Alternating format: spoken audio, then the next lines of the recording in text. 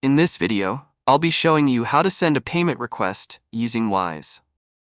Before we get started, remember, there's a link in the description where you can sign up for a Wise account for free. By using that link, you might also unlock an exclusive free money transfer offer from Wise, so definitely check it out.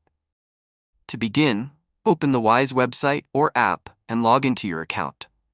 Once you're in, look toward the bottom right corner and select the Payments option. Inside this section, you'll see two main options, Send and Request.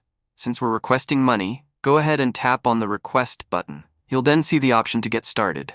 Tap on Start, and if this is your first time requesting money through Wise, you may be asked to fill in a few setup details.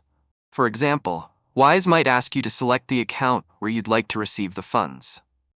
Choose your preferred bank account, and you may be prompted to fund it initially with a small amount.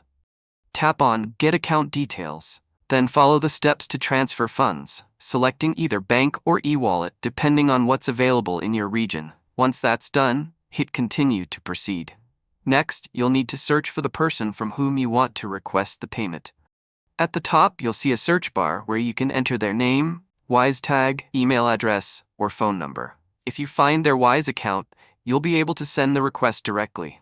If not, you can simply click on the Create Payment Link option at the bottom.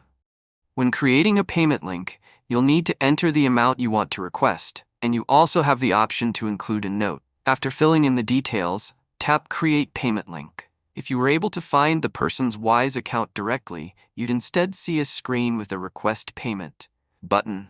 Tap that to complete the request. Once your payment link is ready, you can share it using the Share button, copy the link, or use the QR code to send it across various platforms. It's a flexible way to request money, especially if the person doesn't have a Wise account yet. And that's it. That's how you send a payment request in Wise.